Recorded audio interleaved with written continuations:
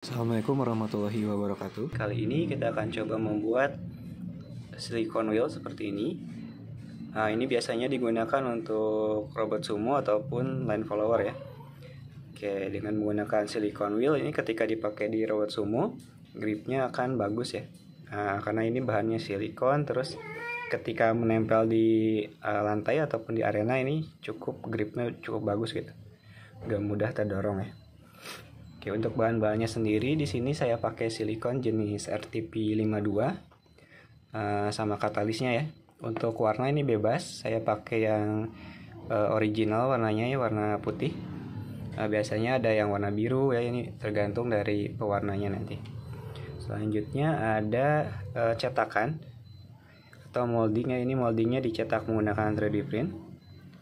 Oh ya, ini untuk teman-teman yang sebelumnya udah mengikuti pelatihan sumo robot, filenya sudah di-share di grup ya, jadi tinggal dicetak aja sesuai dengan kebutuhan. Kalau mau langsung 2 sekaligus bisa ya, jadi lebih cepat prosesnya gitu. Oke, di sini saya akan membuat yang warna orange. Oke, ini warna abu-abu yang sebelumnya. Oke, cetakan udah. Nah, ini untuk membuat 2 buah roda ini kita akan pakai 100 gram silikon ya. Nah, ini sebetulnya 100 gram itu udah lebih ya, udah lebih dari cukup, supaya lebih mudah aja nanti saat kita coba hitung perbandingannya ya. Oke, jadi yang akan kita pakai 100 gram silikon. Terus untuk katalisnya itu sekitar 3 mili ya. Nah, saya akan pakai pipet untuk mengukurnya supaya lebih mudah. Oke, untuk mempermudah saat mengaduk ini kita bisa pakai plastik seperti ini ya. Nah, jadi saat mengaduk tinggal kita aduknya tinggal kita gini-gini aja gitu. Nah, nanti akan lebih mudah, terus saat dituangkan ke molding juga akan lebih mudah. Oke, jangan lupa siapkan timbangannya. Terus untuk silikonnya saya buka dulu.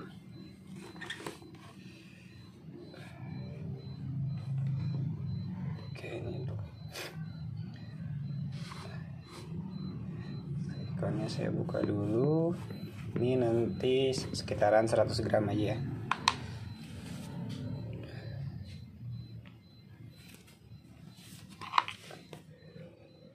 Oke, nyalakan dulu. Ini pada posisi 0 ya.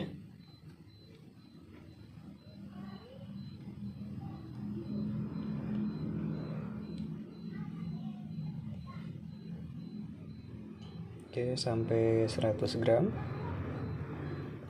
Untuk perbandingan antara silikon dan katalis, sebetulnya ini kemungkinan akan berbeda setiap merek dari silikonnya ya.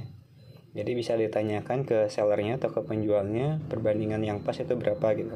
Atau coba-coba sendiri juga boleh ya. Cuma kalau coba-coba sendiri biasanya akan ini ya, apa namanya, ada bahan yang kebuang gitu ya. Ini sebelumnya juga saya pernah salah takaran, jadi silikonnya nggak mengeras. Setelah dicoba yang paling bagus itu 100 gram silikon ditambah 3 mili katalis.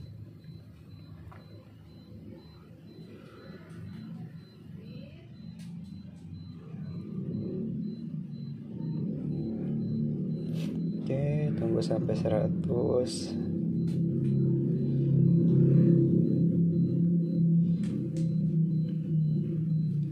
Ini sisa sedikit ya untuk silikonnya. Nah,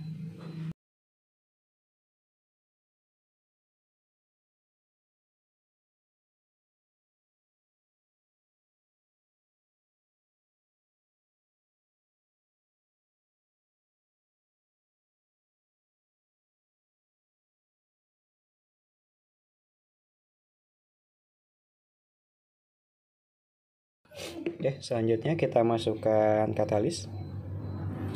Katalisnya 3 mili ya. Atau kalau mau di gram juga boleh, sekitar 3 gram. Oke, saya pakai pipet untuk mempermudah. Untuk pipet ini dia maksimalnya 1 mili, jadi harus 3 kali sedot ya.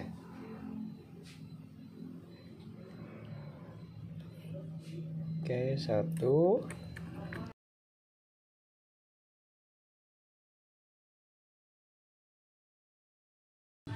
Oke, 2. 3. Untuk pembuatan seperti ini disarankan di luar ruangan ya, karena untuk katalisnya sendiri ini lumayan menyengat kalau di dalam ruangan. Kalau untuk proses pengeringan nanti misalkan setelah di luar dibawa ke dalam ruangan itu aman ya. Oke, nah ini kalau pakai plastik untuk mengaduknya lebih mudah. Nah, seperti ini. Jadi kayak lem kayu ya warnanya, warna dan teksturnya. Oke, kita aduk dulu. Disiapkan untuk cetakannya atau moldingnya. Oke, kita aduk dulu.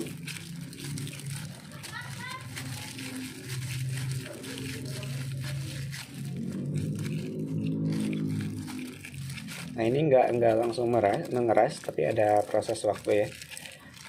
Jadi aman, misalkan kita tinggal sebentar dulu, ini masih aman. Nah kalau dirasa udah tercampur, ini baru bisa kita masukkan ke molding.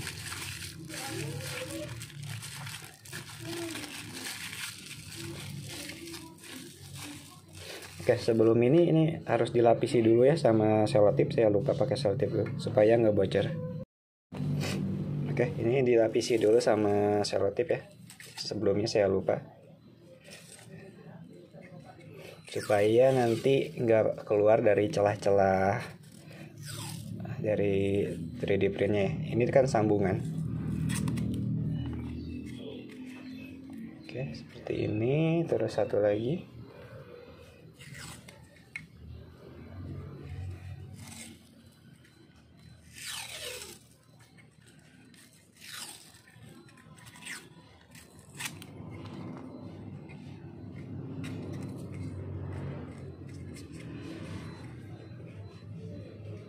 Oke, ini udah yang tadi. Ini baru kita masukkan ke dalam cetakannya ya.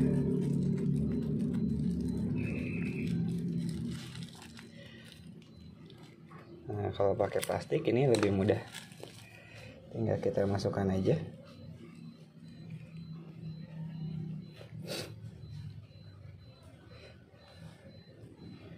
Oke, ini saya pakai sistem cetak langsung ke pelek supaya nanti silikonnya itu menyatu sama peleknya gitu. Nah biasanya kan yang dijual itu dia terpisah pelek sama silikonnya. Jadi ada kekurangan sama kelebihannya masing-masing ya.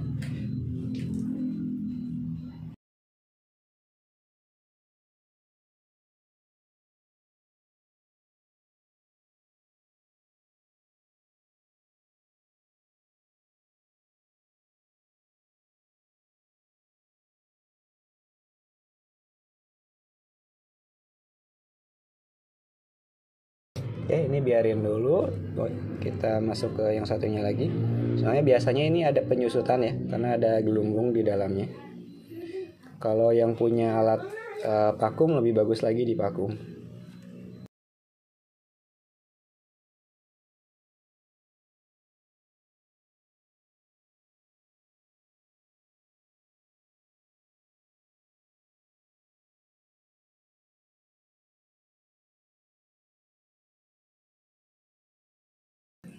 Kalau nanti melebar sedikit nggak masalah ya. Jadi bisa dirapikan lagi. Oke, ini bisa dibiarin dulu. Oke, nah ini yang udah dimasukkan. Masih ada gelembung ya di dalamnya, jadi ini akan menyusut. Untuk sisa bahannya segini.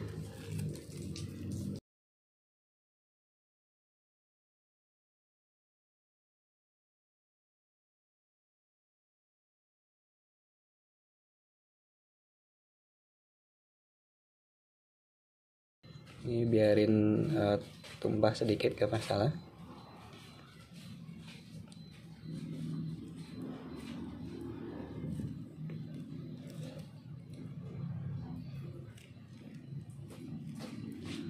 Oke, biarin dulu. Ya, ini untuk sisanya saya akan coba buat karet ya. Ini saya buat cetakan seperti ini. Jadi nanti bentuknya kayak karet gelang gitu ya. Kalau dibuang kan lumayan sayang juga. Jadi sisanya saya coba timbang. Oke. Sisanya itu 25 gram ya. Jadi sebetulnya kalau kita buat 80 gram untuk silikonnya ini udah bisa gitu, udah pas. Cuma kan takutnya mungkin ada tumpah-tumpah atau ada penyusutan ya. Nah, ini bisa untuk cadangan. Oke, saya coba ini buat cetak aja. Untuk proses pengeringannya itu sebetulnya sekitar 4 jam itu udah udah kering gitu. Nah, cuma amannya dibiarkan 1 hari atau 1 malam gitu.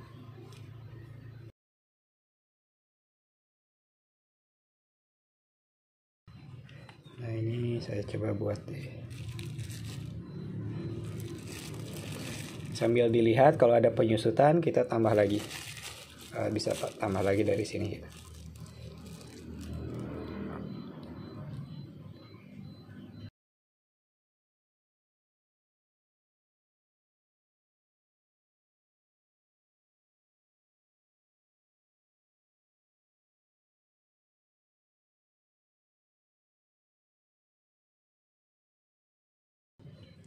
Oke, nah ini ada serangga ya.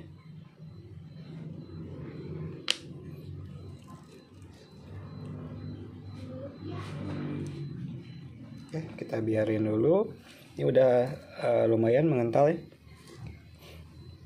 Nanti untuk proses pengeringannya akan saya videokan lagi besok. Ini dia setelah kita tinggalkan 1 hari, 1 hari 1 malam. Moldingnya udah kering. Ya, tinggal dicopot aja bagian daunnya. Jadi ini moldingnya dibagi 2. Kita copot dulu untuk selotipnya. Nah, ini kalau molding 3D printnya rapat, ini nggak ada kebocoran ya. Nah, tapi kalau moldingnya kurang rapat, biasanya ini ada silikon yang keluar dari celah-celah ini. Sebelum dibuka baut yang lain, ini bisa kita rapikan dulu pakai cutter supaya nanti hasilnya rapi. Ini sempat ada serangga ya yang masuk, jadi seperti ini. Ini ada serangga di dalam, saya keluarin jadi ada bekasnya sedikit. Cuma nggak masalah. Oke, ini saya rapikan dulu.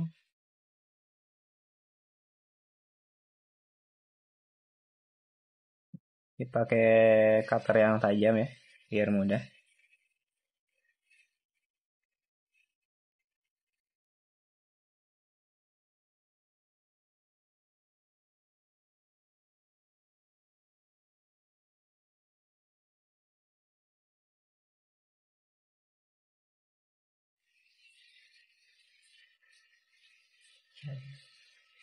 Ini kalau udah di cutter, ini bisa ditarik.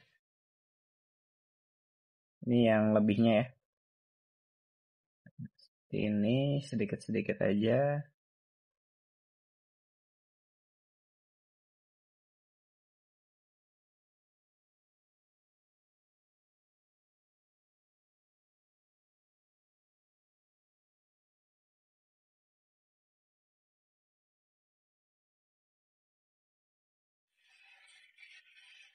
Bagian dalamnya juga boleh di cutter dulu.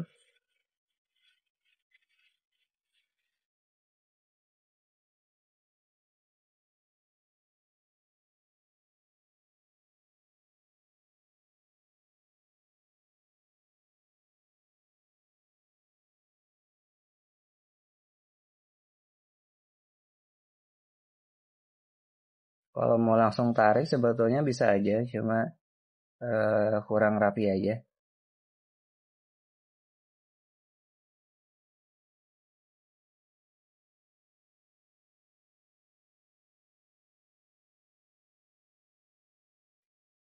Nah, kalau udah di cutter kan bagian atasnya jadi lebih mudah gitu lepas.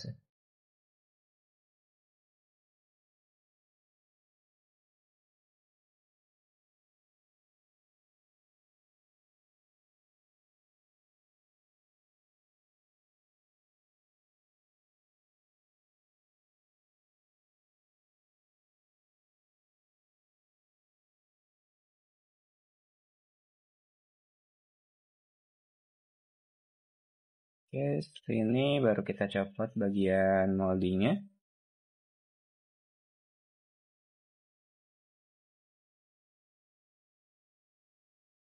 Ini baut untuk senternya ya supaya pas di tengah-tengah.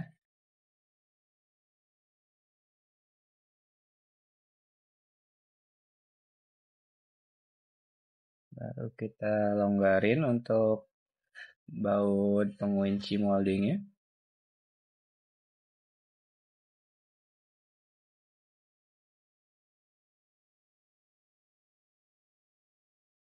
Ini nggak ada baut pendek, jadi pakai baut panjang ya. Harusnya ini pakai yang pendek aja udah cukup.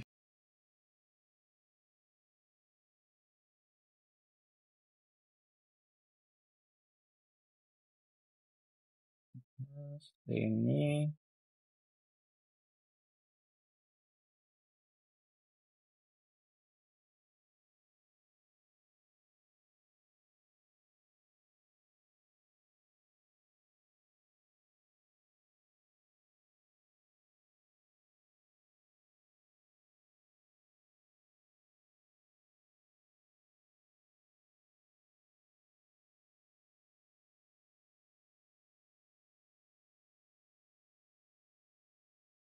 Oke, kita coba buka. Mudah-mudahan bagus hasilnya.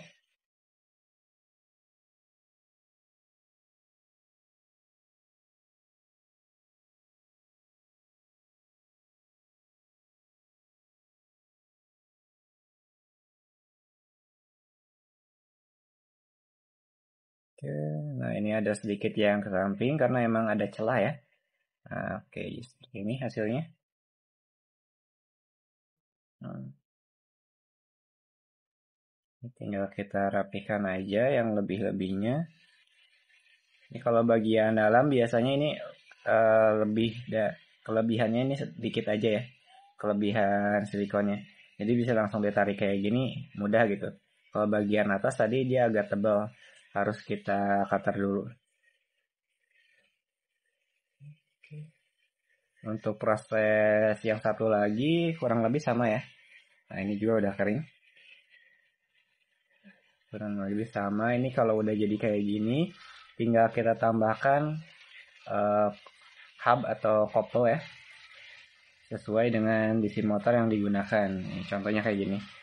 Ini pakai kopel atau hubnya yang diameter 4 mili ya. Nah, jadi cocok untuk DC motor yang 4 mili. Tapi kalau teman-teman pakai yang misalkan lebih besar 5 mili kayak gitu bisa disesuaikan, hubnya diganti dengan yang 5 mili juga. Dia tinggal dipasang di sini. Nah, ini sama ya. Oke, ini warna orange yang baru, ini yang sebelumnya yang warna abu-abu.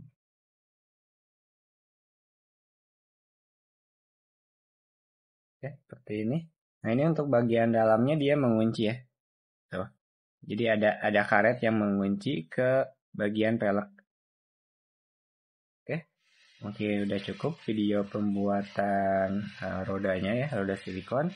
Mudah-mudahan berguna ya untuk teman-teman yang mau buat sendiri di rumah. Oke, wassalamualaikum warahmatullahi wabarakatuh.